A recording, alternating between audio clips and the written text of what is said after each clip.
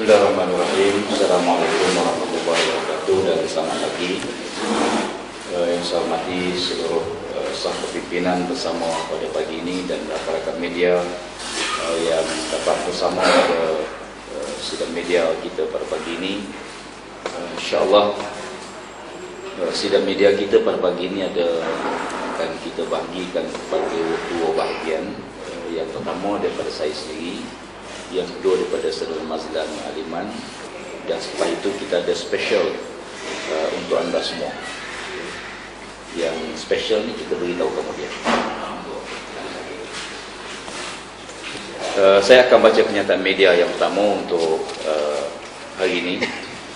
Pertama sekali, PAS ingin melahirkan rasa duka cita terhadap beberapa tindakan-tindakan pihak yang tidak bertanggungjawab, membuang beberapa banner yang dipasang dan bendera yang telah dipasang oleh petugas-petugas parti di sekitar Kerbau dalam PKJ Kerbau ini.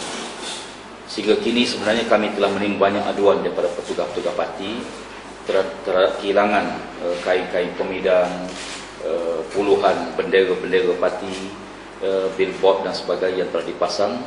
Dan kita telah pun membuat aduan kepada pihak yang berwajib berhubung dengan perkara ini. Dan saya sekali lagi saya tegaskan bahawa perlunya ditambah pemantau pilihan raya supaya insiden begini tidak berterusan berlaku. Bahkan yang mendukacitakan kami pagi ini baru siap pasang, lebih kurang setengah jam baru siap pasang, hilang terus. Dan kita harap perkara ini dapat dipantau dengan baik oleh pihak keselamatan. Yang kedua, kami juga mendapat maklumat tentang beberapa orang yang kehadiran lebih daripada 200 orang petugas khas yang dihantar ke Semari yang menyamar dalam bentuk petugas-petugas PAS bagi mendapatkan maklumat-maklumat tertentu. Dan kita harap kali ini dapat kita elakkan sebarang provokasi yang cuba diteruskan oleh mereka yang tidak bertanggungjawab. Sehingga kini kempen Kerbau berjalan dalam keadaan yang baik. Walaupun saya menganggap bahawa insiden pembuangan bendera, conteng poster dan banner-banner bersifat provokasi ini sebenarnya satu gambaran yang bukan budaya masyarakat di sini. Dan ia budaya asing, budaya yang sangat tidak diperlukan di sini. Tindakan ini dikhawatiri boleh mencetuskan ketegangan di kalangan para pengundi dan petugas-petugas parti. Hari ini kita menerima juga aduan daripada petugas terdapat beberapa helai kain pemidang yang bersifat provokasi dipasang di merata-rata tempat. Dan sehubungan dengan itu, PAS akan buat satu laporan polis selepas ini berhubung dengan insiden-insiden terbaru. Saya juga mengambil kesempatan pada pagi ini untuk menjelaskan tentang laporan yang daripada media rasmi berhubung dengan kedudukan hutang kerajaan negeri Pahang. Kedudukan hutang kerajaan negeri Pahang dengan kerajaan pusat yang berjumlah 2.17 bilion merupakan satu angka yang tidak boleh dipandang remeh oleh Menteri Besar. Tindakan beliau yang menganggap hutang dengan kerajaan pusat sebagai perkara biasa dan lebih mengaitkan bila mana beliau menyatakan bukan Pahang saja yang berhutang, bahkan negeri lain juga mempunyai hutang yang sama. Ini mengingatkan kita dengan kenyataan Pak Pandey, bukan anak kita saja, bukan anak saya saja yang mati, anak orang lain pun mati sama. Sepatutnya beliau melihat peningkatan hutang tahunan negeri kepada kerajaan pusat yang telah sampai ke tahap yang sangat membimbangkan. Istilah hampir muflis yang dialami oleh kerajaan negeri berdasarkan pendapatan kerajaan negeri dengan belanja mengurus serta hutang yang terpaksa ditanggung lebih daripada 200%. Beberapa buah negara, Greece sebagai contoh, diisytiharkan bankrupt bila mana KDNK negara melebihi 100%, lebih pada 100% hutang yang ditanggung oleh negara. Pahang ni lebih daripada 200%, 245%.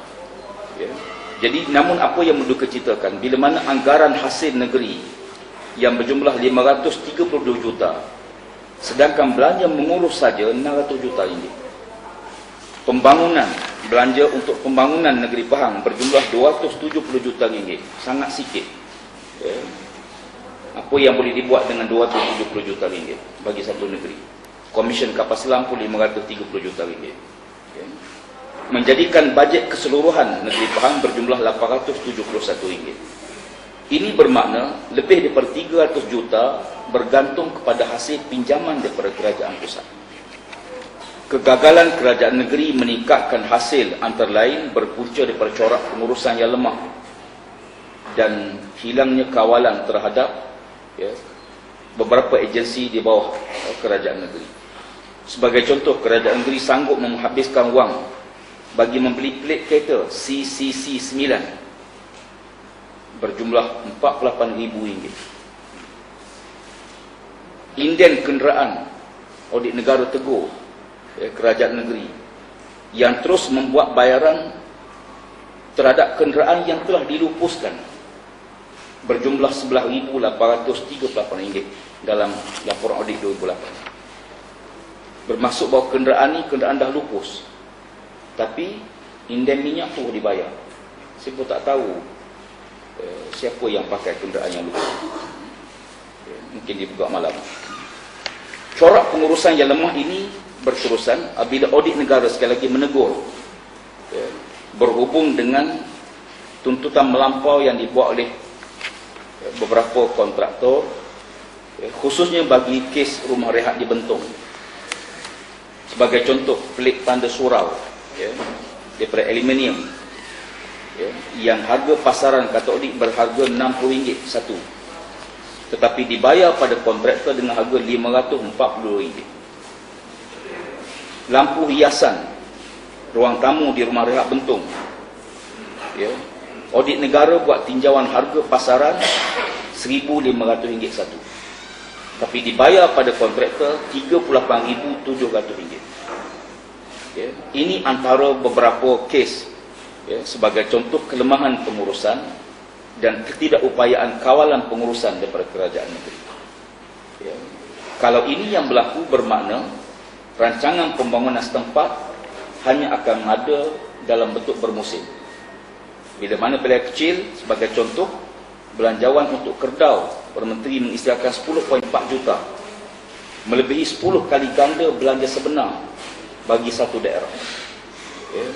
Dan bermakna kalau tidak ada pilihan kecil, rakyat akan tu diabai dan pembangunan kawasan tidak akan berlaku. Maka tidak pelik kita dapati di kalangan rakyat ada yang menuntut supaya kemudahan asas masih belum berjaya diselesaikan oleh kerajaan.